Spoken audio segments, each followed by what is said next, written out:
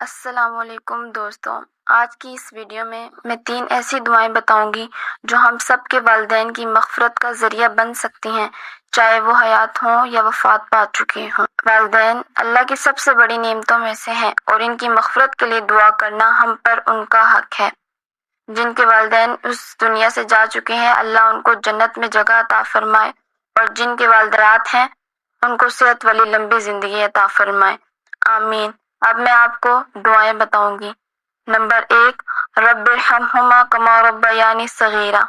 اے میرے رب، ان دونوں پر رحم فرما جیسے انہوں نے بچپن میں مجھے پالا۔ یہ دعا خود اللہ تعالیٰ نے قرآن میں سکھائی ہے۔ والدین نے راتوں کو جاگ کر تکلیفیں برداشت کر کے ہمیں پالا۔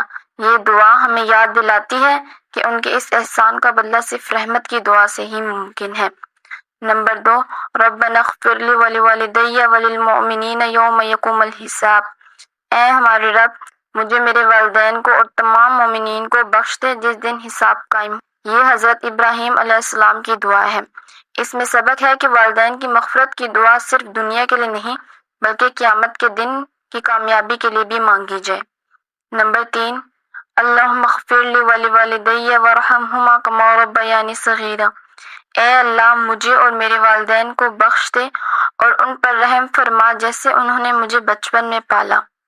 یہ دعا دونوں پچھلی دعاؤں کا حسین امتزاج ہے۔ والدین کا مقام اتنا بلند ہے کہ اللہ نے ان کے لیے دعا کرنے کو ہماری عبادت کا حصہ بنا دیا۔ دوستو، یہ 3 دعائیں روزانہ اپنی نمازوں کے بعد ضرور پڑھیں، چاہے آپ کے والدین حیات ہوں یا وفات پا چکے ہوں۔ یہی ان کا حق ہے اور یہی ہماری نجات کا ذریعہ بھی ہے۔